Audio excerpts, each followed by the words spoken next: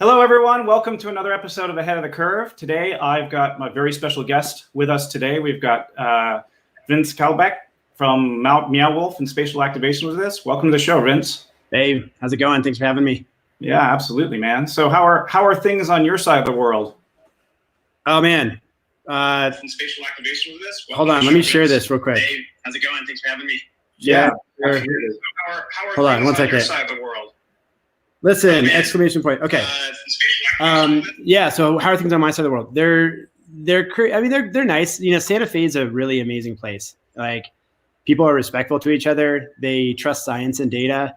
They wear their masks. They're good to each other. Nobody's angry about trying to collectively defeat a virus. Like, we're all kind of on the same page for the most part. So it's a nice place to be during these times. Politically speaking, we're all kind of aligned. So it's good. Of course, like, being in the location-based entertainment world during this whole time is kind of, nuts. But grateful for the company, grateful for Meow Wolf, grateful for the investors that we have, grateful for the team that we have, because we're going to be able to survive this whole situation and emerge, I think, even stronger than we were before the pandemic. That's great to hear. So Can you tell us a little bit about what you guys have been up to during the pandemic and like how things have altered the way that you guys are doing things?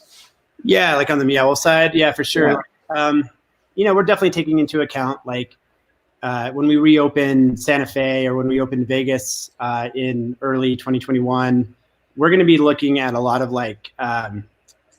crowd mitigation, protecting against tight spaces, touchable surfaces, and just kind of being more conscientious about touchable surfaces. Obviously, hand sanitizer everywhere. We've upgraded all of our HVAC filtration systems. So we're trying to make it as safe as possible. And of course, the big thing is going to be how many people, capacity, can we let in at any given time. So we're taking a lot of steps to try to be a leader in the safety space.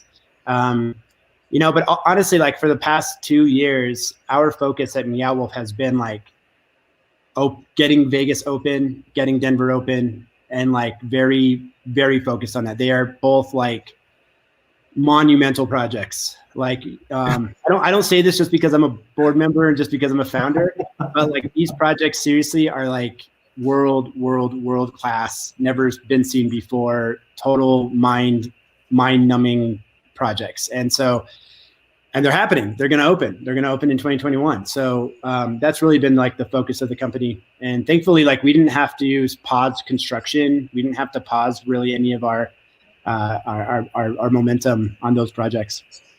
That's awesome. Yeah. That's really, really good to hear. How have you guys been dealing with the artists that kind of come and go from the spaces? I mean, I'm sure that you've had a couple of hurdles or challenges and kind of being able to work through some of the road bumps, I guess you can call them. With regards to the pandemic? Yeah, that little thing that we're dealing with these days.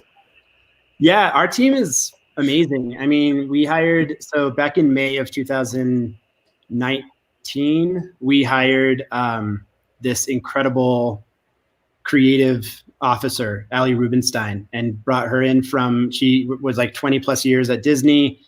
And she's just, she's completely transformed the exhibition side of the company and has brought on an amazing project management team, this group called AOA, to support the projects. And seriously, it's just world-class work. And so all of that stuff is being taken care of at a very high level, with regards to just site, people on the site, people coming in and out, people getting tested, masks being worn, all of that stuff. So we're being as diligent as possible.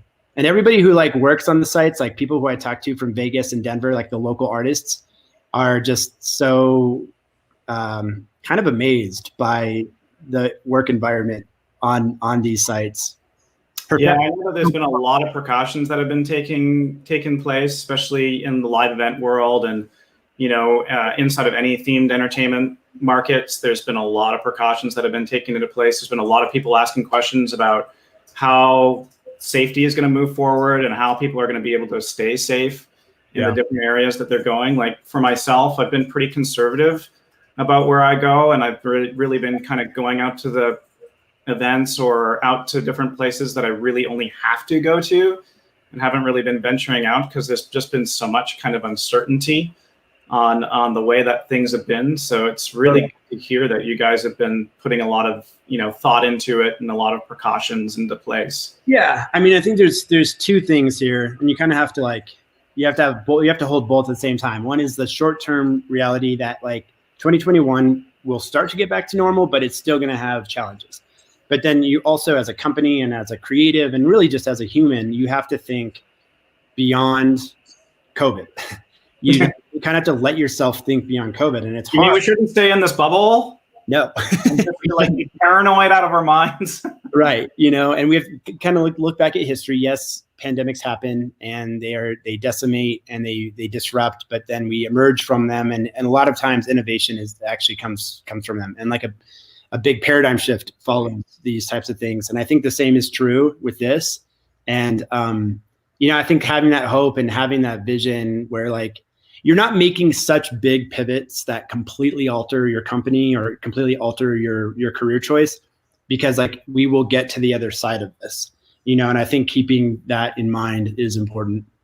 Yeah, absolutely. I think that's just kind of been the general consensus with pretty much everybody. It's just a question of, how we get from point A to point B and what's going to take us there, or what's going to be able to lead us in those directions, in a relatively safe way, or somewhat safe way anyway. So real quickly, just so I can kind of jump in on the COVID subject, because I don't want to talk about COVID forever, is, the world, so Spatial Activations in a lot of ways is operating on this thesis, which is basically says that the retail world, the commercial world, the physical built world, where everybody goes out of their house and goes and hangs out in some place, that world was already on a path towards an apocalypse.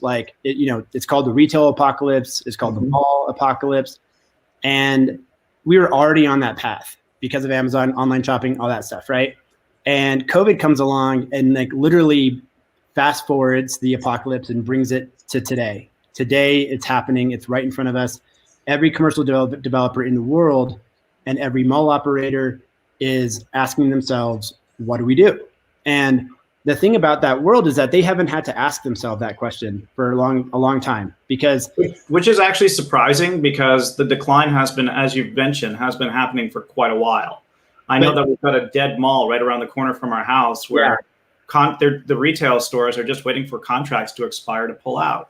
That's exactly it. Is that the reason why they haven't really had to think about it is because a lot of these tenants, and especially the big box tenants, had enough of a runway through their Chapter 11, through whatever process to at least keep the leases going. Your Dillards, your Sears, your JCPenney's, your movie theaters. And so there was a window of time, maybe 5 years that we thought we had this buffer time, where we all saw the apocalypse about to come, but then now this really brought it forth. And this actually gives a lot of those tenants an out, a sort of act of God, legal out, to say, okay, we're done. We're out. We're not going to pay now. Contract's done. So when we get out on the other side of this pandemic, people are going to want to go out. They're going to want to go do things, and there's not going to be anything really for them to do. And that's kind of the space that the consultancy now sits in, is trying to think about how do we rapidly develop new imaginative concepts that actually are attractive to a consumer, that is human-centric, that's community-centric, consumer-centric, that asks what do consumers want, and then starts to develop towards that. How do we do that rapidly and be able to solve for these issues? Because otherwise these spaces are going to turn into warehouse distribution centers for Amazon, or turn into nursing home facilities, or and for a large part of America, these spaces are cultural centers. The mall, whatever, but we go out, we go and spend money at attractions, at experiences, at the movie theater, at retail, and that's where we see each other. And I think the physical world needs to basically catch up to the digital world. The digital world is way more interesting. The iPhone, the world inside of this is way more interesting than the world outside there. And so so true. rapidly catching up to that, I think is an important part of the process. So anyway, that's kind of like the position that I'm now kind of moving into. Meow Wolf is the first data point. Meow Wolf really proved that out. And so now I'm kind of like trying to get that off the ground. Yeah, trying to expand, evolve, and look at problems that are going to exist that are not, I mean, in some cases already existing in many cities around America, for sure. I was going to pose a question to viewers because, you know, going to the mall was like a huge part of my life as a teenager, right? We used to go and hang out with all of our friends at the mall, go window shopping, check stuff out. So I'd love to hear from the viewers, you know, your memories or your fond memories of mall shopping and being in malls and some of the experiences that you guys have experienced, you know, in the shopping areas. So Vince, I wanted to kind of get to some questions. We got some questions coming up, and also wanted to mention to the viewers that we keep this very, very, very interactive, kind of unlike a lot of other things. We really want to engage with you guys. Yeah, cool. So if you have any questions, fire them away. We're going to be reading the comments as we go through this. We've got access to all the comments from all the different platforms. So, you know, don't be shy, fire away, and we'll be more than happy to kind of get around to the questions as they come up. So let's just jump into one right away from, I think, I don't want to pronounce it wrong, but is it Adia or Aditya? She was asking, in the design process, artists go through a lot of thinking and brainstorming in terms of putting together an attraction. It gets tough if you lack a mature audience that appreciate the art. Do you agree? Okay, so critical, like Meow Wolf success, every success that is going to happen in this space. And I know it might be like frustrating to hear, but every single like success is going to be a family attraction. You've got to think about it. Like the biggest issue with art and creativity is that it's already like the art industry has already alienated people due to sophistication, due to education level, due to socioeconomic level. Like, so really breaking out of this thought process that in order for art to be good, it has to be sophisticated, and think about art as touching the soul, touching the imagination, inspiring the child, inspiring wonder. You know, and it can still be sophisticated. You know, like Meow Wolf builds very sophisticated stuff, but at the core, the family attraction, the kid, the family that's traveling across the country from Kansas, suburban Kansas, like you want them to be psyched about not only what you make, but you want them to be psyched about art. You know, we want people across America and people who maybe don't vote for the same president we vote for to be inspired by art and creativity and imagination, because that's the seed that starts to influence progress.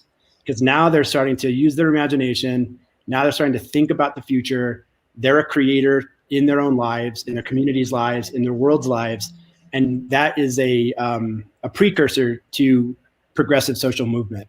So, you know, and that's also where the money's at. To be honest, like if you can get a 12-year-old to be psyched about what you're doing, they're going to have to bring their parents, and they're going to bring their parents like 10 times because there's nothing for kids to do in the world. At least 10 times. At least 10 times. And every parent that's probably on this chat knows, like, when you have a kid, you are desperately looking for things to go and do to try to tire them out, to try to entertain them. And they're down to do the same thing over and over and over again. Like they watch Frozen every weekend or whatever. So I feel, as an artist, I feel like that, you know, the high quality, the sophistication matters a lot, but then also try to root it in something very tangible, very accessible to people. Yeah, I think that kind of touches the core of what themed entertainment is really all about. Yeah. You know, you've already seen so many great success stories from doing just that. Disney's a great example of really kind of capturing that audience and capturing those experiences so that you always want to go back. You feel special when you go there.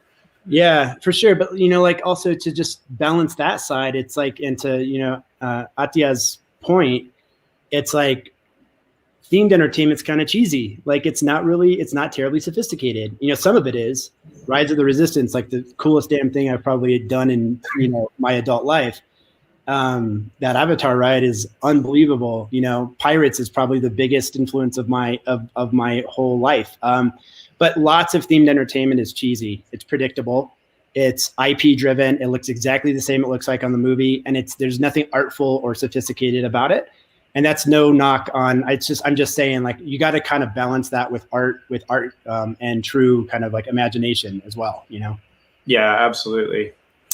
So Brad's got a question too. When Meow Wolf was built, the artists were generally building something they liked with a little oversight outside of a close core team. How was the growth and the investment, or how has the growth and the investment changed the process? Yeah. Well, I would say that like what changed the process even before the growth and the investment was the ambition. Like we no, totally. Like we wanted to, and that's just the truth, you know. The metaphor I use is lightning in a bottle. It's like you know, there you have lightning and then you have the bottle. And the more intense the lightning gets, the more crazy amount of structure the bottle needs to have in order to contain it. And what we did is we opened House of Eternal Return. It was super successful. And then we looked at ourselves and we said, let's go bigger. Like, let's do other cities. And this was the creatives talking. Like, this was the founders. Let's do 100,000 square feet. Let's do these massive projects. Let's do a $50 million project, you know, stuff like that. So it was our ambition that then drove the need to build a stronger bottle for that lightning to be captured in, you know? And so that meant bringing on investment. That meant bringing on proper project management, proper payroll practices, proper HR practices, like all of that stuff, you know, a proper production facility where safety was like top concern. It's just kind of a new reality. So I would say that like what investment and what growth has changed in the process is that there's a lot more process. I mean, there's a lot more checks and balances. And what you have to be careful of is you don't want to create such an amazing bottle and then forget about the lightning. You know, the lightning is what it's all about. Like the lightning is why we're all here. Like the lightning is why Meow Wolf is so successful to begin with. And so you've got to be able to like check both sides at all times. Is it too much lightning? Is it too much bottle? You know, is it too much structure? Is it too much chaos? But it's always a balance, right? You're always putting things on scales and you're weighing things down, and it's always trying to find that ultimate sweet spot.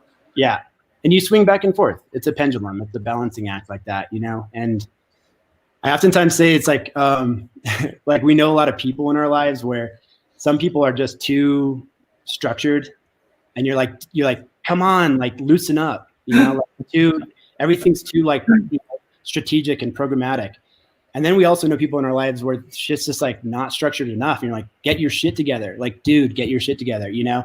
And so I think even in ourselves, there's a balancing act that has to happen where you have to allow yourself to be spontaneous. And then you also have to allow yourself to like have control and structure at the same time, you know? Yeah. I always say like, you got to live life and you've got to add a little, you have to have a bit of risk in there, right?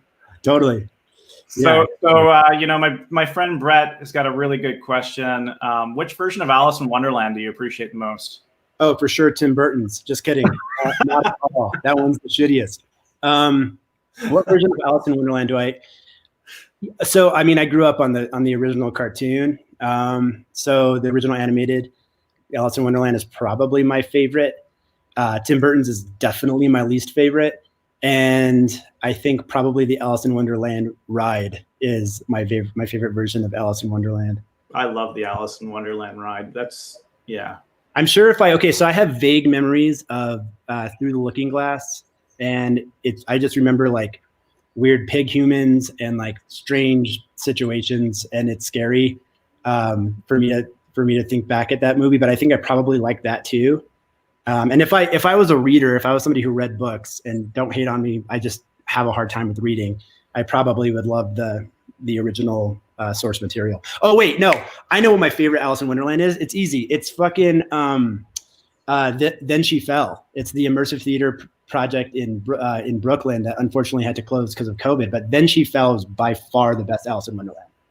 It's too bad that I missed it. That would have been awesome to check out. And Brett actually lives like in the city, so he would have been. Brett, have you seen it? Out, man. Brett, have you seen it?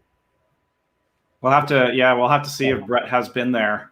It was cool because it basically takes the story of Lewis Carroll as the author of Alice in Wonderland, and you're visiting Lewis Carroll in a mental hospital as he's trying to write Alice in Wonderland. He's fallen in love with this girl, Alice, that's broken his heart and has made him go crazy.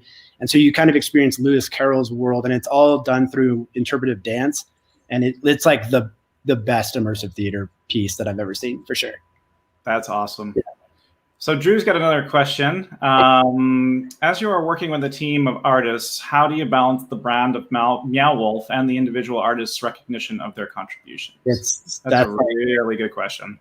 And it's a nonstop, like, thing. It's the hardest thing about Meow Wolf, and this is true going back to 2008 when we first started, is like the balance between the entity, Meow Wolf, getting recognition and getting credit, and then the individual, how do I get recognized in this whole thing? I'm the most privileged out of all, because I got a chance to be the CEO and speak, be on podcasts like this, so I've been able to position myself in a way where I do get like recognition. I also get a lot of heat and a lot of flack. But it is balance that scale, right? Yeah, and it's a real thing, like and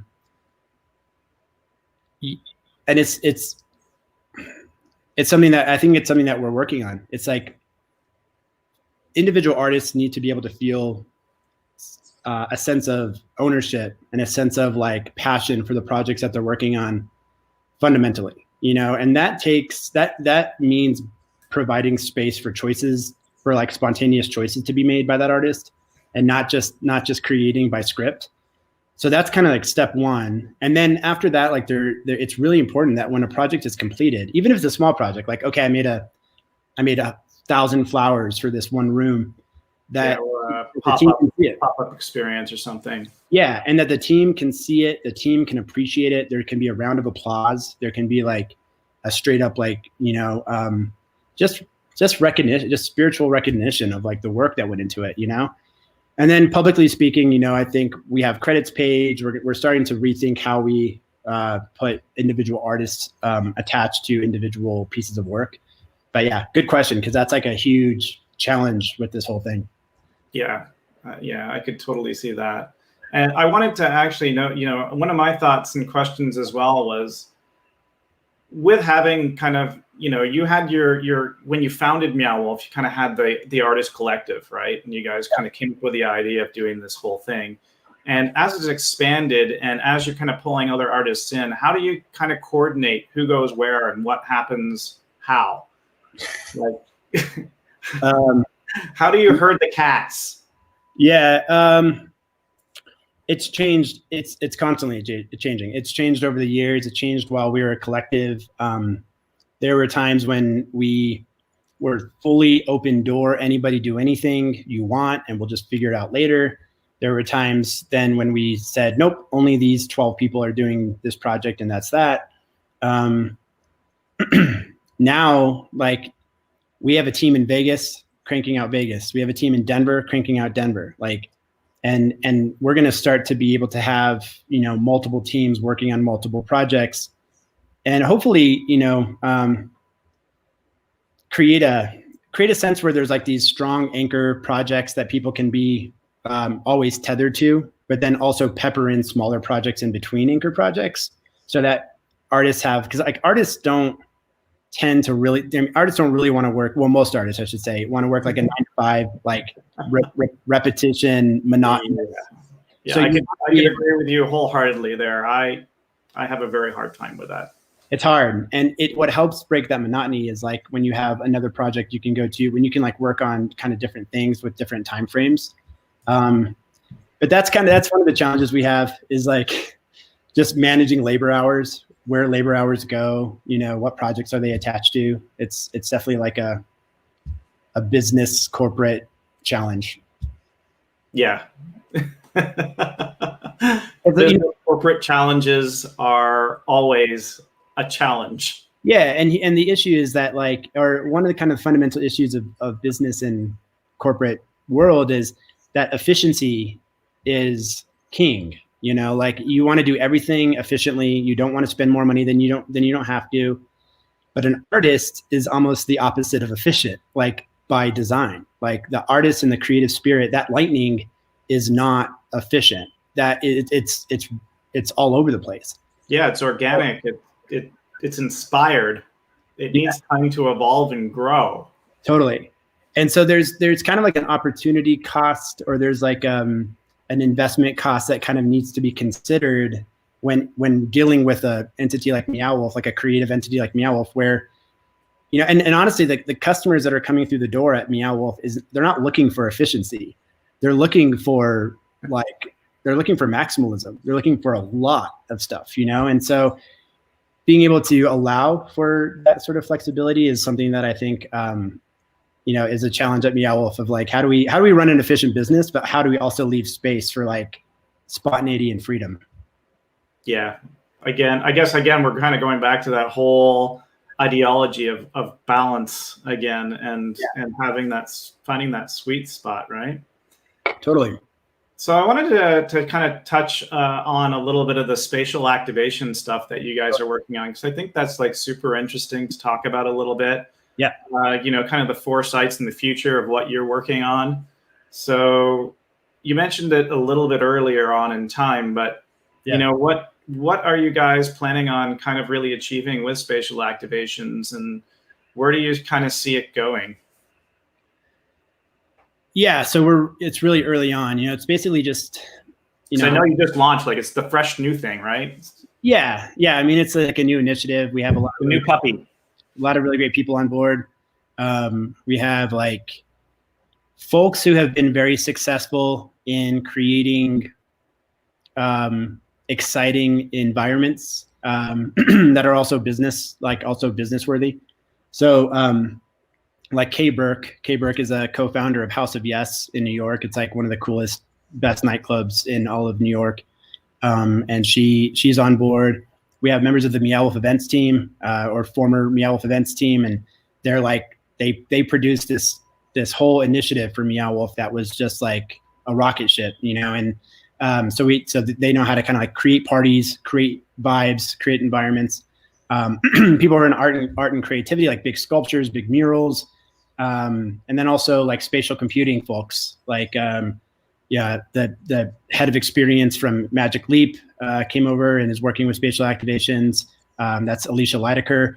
That's awesome. And then Layla, who just worked on the Burning Man VR experience. And so it's really thinking about like, how do we, in a world where physical space is going to be abundant, empty and dead and abundant, and where the development world, the world of real estate, is going to be sitting on a lot of capital and a lot of assets that can be leveraged. And probably from the Biden administration, there's going to be a lot of cheap capital coming from one of the future stimulus packages. How do they spend their money? Who are the tenants that they're going to? How do they redevelop their properties in a way that actually matters to the community that they're in? You know, and that's the big flip that Spatial Activations understands, and we're trying to help developers understand, is it's no longer about what people buy. It's about what people experience. And to really understand what people want to experience, you have to tap into the people of your community, and you have to say, what do the people here in our community want to experience? Like, copy pasting stuff doesn't work anymore. We're not in a world of Chili's and Applebee's. Like, fuck that. We are in a different world where the new consumer wants to feel like what they're experiencing is unique and matters to them, So that's kind of the shift in perspective. And it has to do with like, what tenants are you leasing to? How's your programming? Are you throwing parties? How's your space look? Is there awesome art? Are there things to take pictures of? Are there things that are going to get kids excited? So yeah, I say like, the challenge of the physical world is to get kids off their phones, and if we can do that, then that's a success. It's not the phone's fault. The phone is producing amazing content. The fault is the out of touch nature of the physical world, of the real estate development world. They haven't been able to keep up. And so it's like, to me, getting kids off their phone is a challenge. It's not that we take their phones away. It's that we make cool shit out in the world that gets them interested in what's happening in front of them, just as much as they're interested on, Roblox or Minecraft or whatever. Yeah, that's a hell of a challenge, to say the very least, because the other thing is, I find, like, I'm a father, right? I've got a 11-year-old daughter, and you sometimes as a parent lean on technology as a crutch, or as a moment to kind of just get away to breathe sometimes, right? And Totally. creating those experiences, like, things have completely changed. I'm sure things have changed a lot since you were a kid, and things have changed dramatically since I was a kid, and we've kind of entered this weird digital era where the virtual world and physical world are completely kind of skewed, and they're mixed up, and there's no real balance in the space right now. Like, we've been, as a parent, again, having to put rules and things in place to be able to kind of balance the interaction again between the physical play and physical world, but still being able to experience, digital moments and be able to kind of be there. And it's a super challenge to be able to do that kind of stuff. And there's a trend that I believe in greatly, which has to do with AR and spatial computing. We have a couple of people on board with our team on, and I think I'm not anti-technology, like, by any stretch of the imagination. I mean, look at this. This is a thing that we're doing right now. Thank you, technology, and it's amazing. I want to have a more integrated relationship with technology, and one that is one that's like not just coming at me, but one that I'm choosing. And I think that spatial computing and headset-driven AR actually provides that opportunity where, you're not going to get a kid off their phone. We're not going to just take their phone away. We're not going to get them off their phone. Like, kids and future generations are going to be obsessed with digital world. How can we bring that digital world into a physical world and integrate it in a way that then allows us to all be in the same place at the same time again? Because right now people are in different places all the time, and I think that's a big aspect of our, of what Spatial Activations is trying to help people think through. What does a world look like when we're all wearing, AR glasses? Wearing these? Yeah. Yeah, I love it. Like, to me, it's a platform of creativity. Like, we're going to be living inside of a dream, and that's kind of amazing. And it's going to be a platform for, hopefully, artists and creatives to be the true magic makers and the true value generators. Well, I think artists are the driving force. Like, you have to be able to have that creative force behind the technology. Yeah. And behind the interaction. I mean, everything that we do, digital, physical, the art has to be there. It's all around us, right? Totally. What we want in every single way. I mean, even looking at, like, a microphone that I'm speaking into, somebody had to design that. It wasn't an engineer, and you can tell when an engineer designs something. Yeah. So that's a crazy thought that I've had over the past couple of years. Is like, no offense, by the way, to the company I work for. Oh yeah. Tracking the trajectory, graphing the trajectory of this basic question. The basic question being, how many things in the world have been produced by the imagination? And go back to like 50,000 BC, and then start tracking the graph how many things in the world have been created from the imagination. And you see this insane peak, this insane, like, vertical graph happen, right around the first industrial revolution and beyond. And look around us. Everybody look around you and ask yourself now, what in my peripheral, what in my view was not created by the imagination? We are surrounding ourselves by creation, by creativity, by things that we've pulled from the make-believe and have brought into the real. And it's kind of crazy. And when you think about, like, where AR headsets are going and where the digital world's going, that graph is continuing to go vertical, And so in a lot of ways, we're sort of in this in-between paradigm shift. We're in the process of a paradigm shift that's taking us from the quote unquote real world into the fully imaginative world. And it's messy and it's hard and it is, like, scary, because we're in the middle of a shift. It's kind of like trial and error again, right? And there's a lot of that happening right now, as you mentioned earlier. so many different things have been fast tracked. I know a lot of times on this podcast I've had, or whatever you want to call it, I've had guests on that specialize in creating virtual production and virtual environments and speaking about XR and real-time rendering technologies and stuff like that are advancing so quickly right now. It's crazy. It's the lightning in the bottle. Yeah. Right now, that's like on full steam ahead, and I think it's going to help a lot with that transition between our current reality and the realities that are going to come before us, not too far in the future. Yeah, I love some of these comments about like what Brett just said regarding VR digital should remind us how magical reality is. Totally. The technology in a lot of ways right now is a distraction from the magic of the real world. It's like, but I think it has the power to actually I think it has the power to actually inspire us and remind us when we're out in nature. I think the outdoors is something is an industry that's exploding, experiential industry, and I think it's because of our experience with technology and because of our experience with the digital world, where we now kind of can see the natural world for what it is, which is the most brilliant environment like ever, and we can engage with it from that perspective. And so I think that's kind of the hope that I have too. Yeah. I would say it's kind of like in the views and the hopes for everybody. Totally.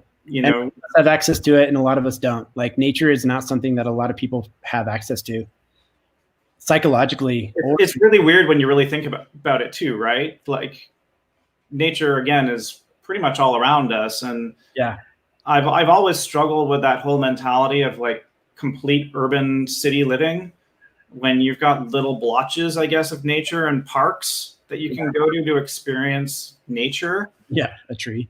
Yeah, go hug a tree in the park. But it's just like those little kind of touches, and I think it's super healthy for people to kind of get out and experience like what life really is, and being out in the outdoors and experiencing those different moments. For me, it's where I'm like alive. Yeah. So it's really quite challenging. Peter Zandon was asking that he'd like to hear what your thoughts are about immersive art, the immersive art world in like 20 years. What do you think it's going to look like in 20 years? It's an integration of physical and digital. I mean, that's undoubtedly the idea of physical immersive worlds, Meow Wolf style, that then have AR layers, of course, kind of attached, anchored to them via headset. The headset of the future is going to be able to go from AR to VR. It's like going to be a slider on the headset. Like, do you want to go? Or it'll just be a button where your lenses just change. Oh yeah, exactly. And so, like, the idea that because I do believe that we're always going to want to physically be, the best VR experiences, in my opinion, are ones that are anchored to physical spaces. Like The Void. The Void is a great example of that. Yeah, DV Group from France, The Void, Dreamscape, and those are exhilarating. And so, I think like, we don't want to be in that VR world for very long. It's kind of exhausting, and so going back and forth between a digital world and a physical world, I think is a pretty critical thing. And then as well, like, I think the immersive art world will kind of leave the four walls of the exhibition and then expand beyond into the spaces in between the activations. And, the term that everybody uses is metaverse. I also use the term experience channel, where like an immersive art exhibit of the future in 20 years from now has physical anchor points, many of them around a vicinity, around a certain locale, but is tied together with digital activation, or even like pop-up performance or pop-up activation, pop-up food, pop-up drink, whatever, in between those sculptural pieces, if that makes sense. And the digital platform is going to be able to open us up to those opportunities. Like the tool set, basically, the creator tool set of the future is one that allows the world to be programmed however the artist sees fit. And then people can choose to opt in to that artist's version of the world. I couldn't agree with you anymore. That whole sense of the digital and physical world is just such a strong thing. And I think it's a very big challenge for whoever is going to take on the ways that that's going to work and the ways that's going to happen. For sure. I think we're starting to see it already. It's going to be really interesting once consumer wearables become more available to the market, which should probably be sometime relatively soon. 2021, I think, is when Apple's. Yeah, we're all waiting on Apple's drop. Like that's what's going to change everything. And the way I talk about it with regards to paradigm shift is like, yeah, there were smartphones before the iPhone. There was a BlackBerry before the iPhone. You know, there's a fundamental shift, you know, in the type of technology or the type of user interface when a good peripheral or when a really excellent version comes out. Apple's headsets, obviously, everybody's waiting for. I've had the opportunity to wear a HoloLens 2. You know, not many people have, and the HoloLens 2 is fucking phenomenal. I've had a chance to visit Magic Leap's offices, and I can't talk about it, but phenomenal. You know, even the stuff that they're still creating is amazing. So, like, the overall trajectory of wearables is on a good path, I think. But yeah, you know, it's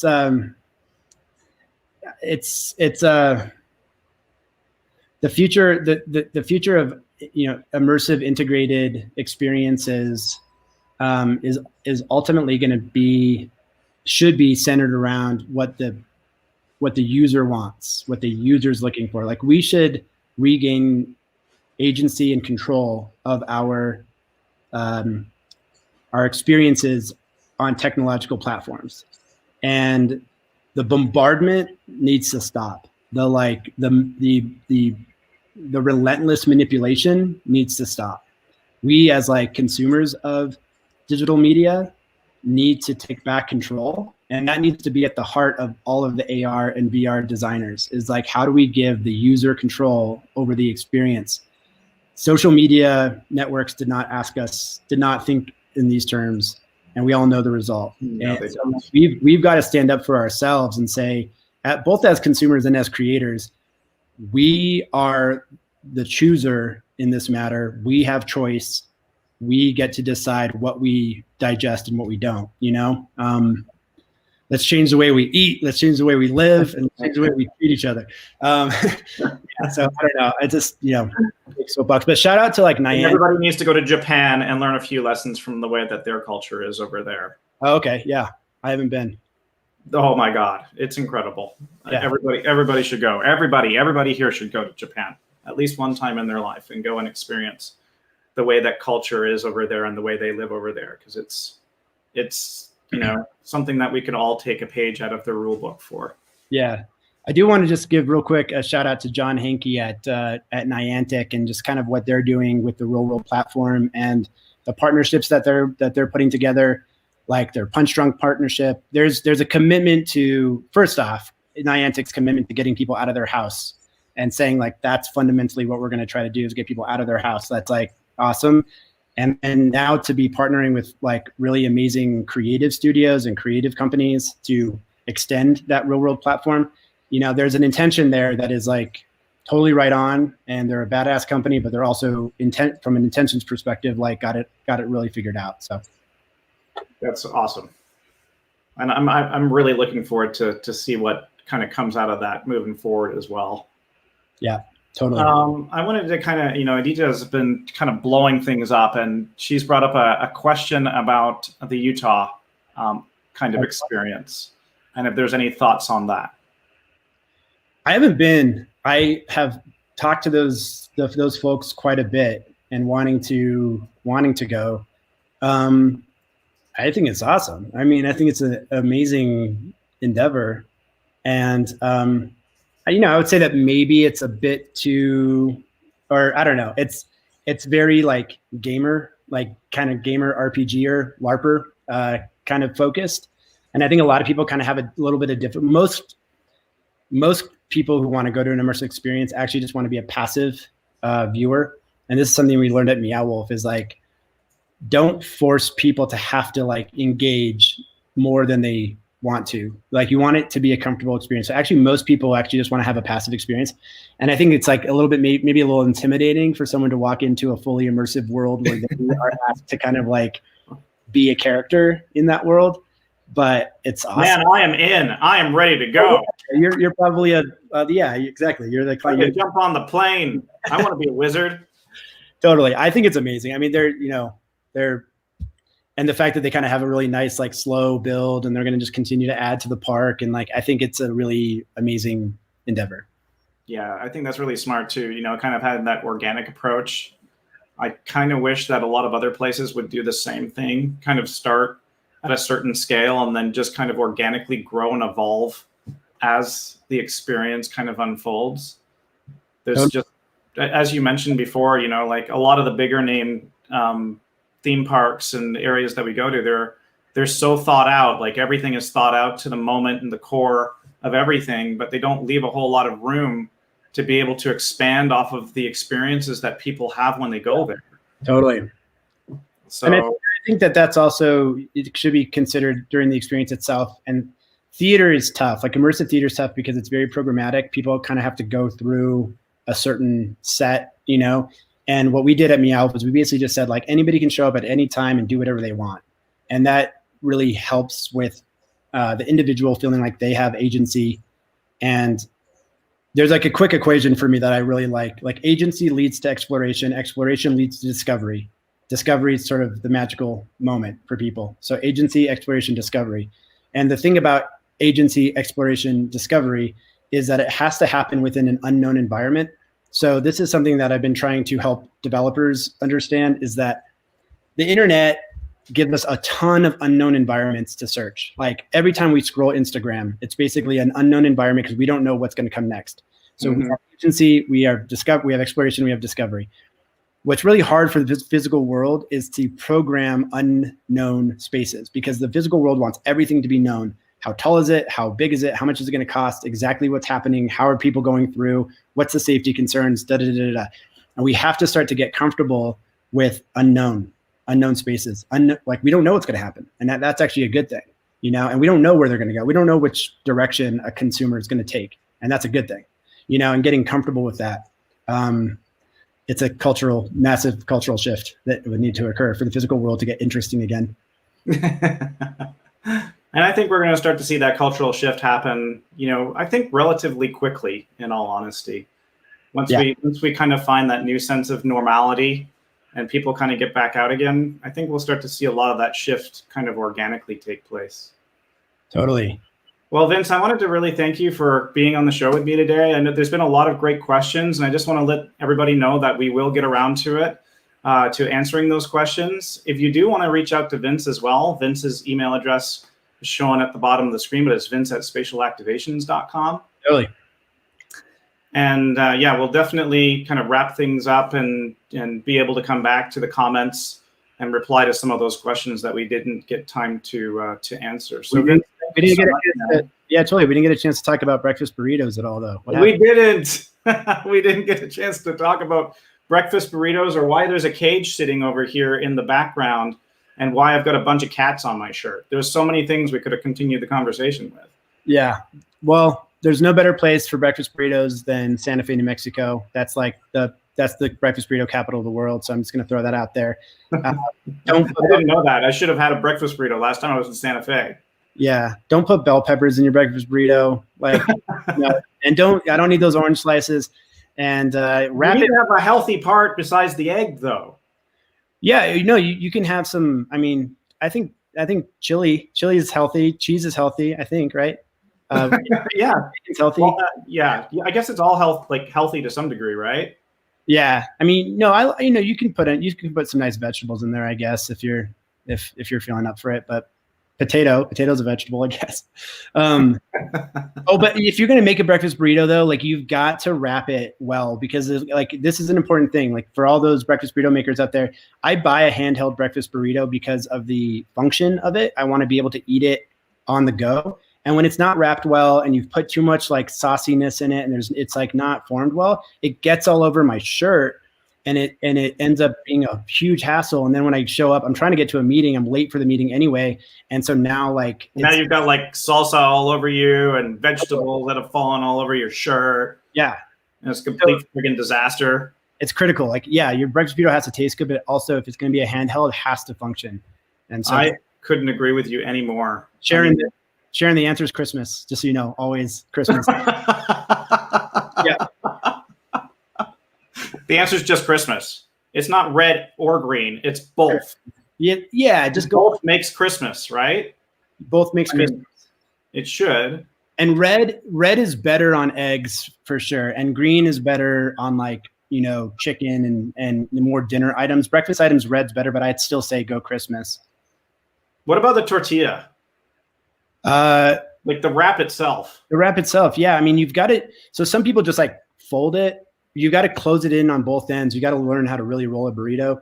And then, you know, I think that some people like to grill the burrito or grill the tortilla. I think it's nice to have a little crisp on that tortilla. Yeah, I like it when they put it in the sandwich press too. You got a nice little crunch on the bite. It's nice, but you have to be careful because if it's too hot, then you have the same problem I was talking about, which now I'm eating this hot handheld burrito.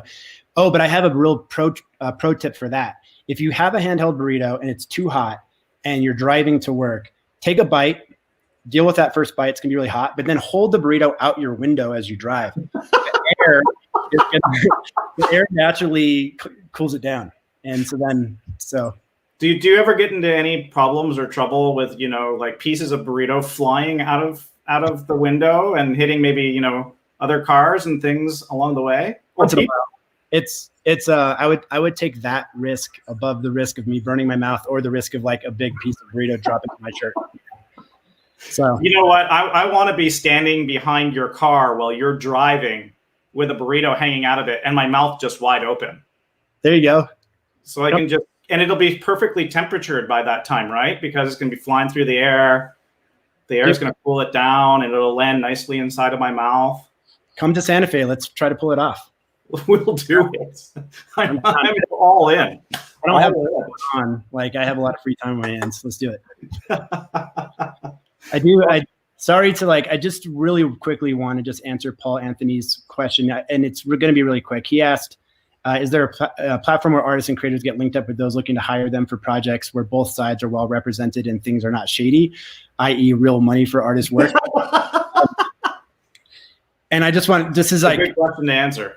You basically just you've perfectly identified the problem in the world, which is that like, there isn't this platform. There isn't a pipeline that connects the value of creativity to the value that it generates, you know, the value that it deserves and the value that it generates. What are you talking about? It's called Fiverr. I don't know what Fiverr is. It's a place where you can go and hire artists mainly for digital work. Okay. And all kinds of different things. But well, the key to this though, ultimately at the end of the day is going to be is revenue share, profit share, gain sharing, equitability. And the problem is that artists always make money at the first instance, and they don't make any money after the first instance. So when you make a painting and you sell it for $500, that's the only time you make that money off that painting. Even after that painting goes and sells for 1,000, then 3,000, then 10,000, then 20,000. So there's no residual for the artist there. The artist is always at the ground level, even as the value of that art is going up, and that's got to be solved for. And I think blockchain has the ability to solve for that. I also think benefit corporations have the ability to start thinking about how we solve for that, and create a situation where the artist is valued at the level that they deserve to be valued at. And so like it's a big challenge. It's something that Meow Wolf's working on. It's something that I'm dedicated to and working on in my career. And so it's a great question because it's at the heart of this entire conversation. Yeah, absolutely. I wanted to add to that a little bit about like, you've got your physical work and your physical art, but you've also got digital art, and a lot of work that goes into digital art, actually in some cases just as much, if not even more, in creating some of this digital art and being able to protect that. And I think that might be also a different avenue because it's a different style of of delivery, right? And it's a different style of being able to track or trace where that digital art is basically sent off to, and there's different ways to do that. Yeah. And I know that's something that's been rolling around in my head, is challenge of being able to trace that so that there could be residual fees or residual income from art pieces that are sold in the digital environment compared to a physical environment. So Right. I think tracing that physical environment is much more difficult unless you're showcasing it in a place that's not like an art gallery, but maybe in a place where you're putting it on a temporary display where you're gaining some revenue or some revenue share from the place that's selling tickets. Yeah. For that attraction, right? Totally. I think all artists should start to have a contract or have a relationship with their own art where they have built in basically a transfer fee, where, you know, when they're represented by a gallerist, the gallerist needs to be able to tell and, you know, I don't know how we track it. I think there's probably blockchain or there's RFID technology or something that allows us to know every time that the piece gets sold and transferred, we know it got transferred and we're getting a cut from it, you know, and kind of owning the IP of the work at the heart of it. And then, you know, let's be honest, the art world has not been the best at this. You know, the art world is not the best when it comes to compensating, you know, creating a favorable environment for compensating artists. And so we have an opportunity, I think, as attractions people and as sort of like new media art folks to change the script on it, you know? Absolutely. Yeah. And you know, that time's going to come. There's a lot of people thinking about it as well. I think that, you know, those that are creating these pieces have to just reach out, you know, like reach out and touch base with people, because there are people behind the scenes that are working on this problem and trying to solve it. You know, I've been tinkering around with the same idea with actually Brett, that's commented here a number of times today on ways to be able to mitigate, you know, digital art transactions and stuff like that, so that the artists do get compensated and are protected, you know, moving forward, and can continue doing what they do best, and then, you know, can be handled and managed kind of like a management company handles bands for music going out on the road, right? Same kind of idea. Yeah, live shows like that, for sure. That's right. So I think that, you know, again, that those mentalities and that cross-industry knowledge can be transferred and utilized in other places. Totally. Well, dude, I think we've definitely hit our time, Vince. I just wanted to thank you guys. Thank you so much for joining me today. It's been awesome having you. Yeah, thank you. For those of you watching too, we've got a little tip jar. We kind of do this every single week. I kind of shifted things over to PayPal to make life a little bit easier. But if you wouldn't mind, or if you can, give us a hand, that would be awesome. We're going to take a couple of week break. We're going to come back on January the 7th. I've got Devin and Caitlin coming on the show, and they've been doing a lot of work on real-time video development for 3D projection map projects and stuff like that. So we're going to have a pretty good conversation with them about their process and creative processes and being able to produce that kind of work. And as I say every single week, thanks for joining us, and stay ahead of the curve, everybody. Thanks, Vince. Awesome. Thank you.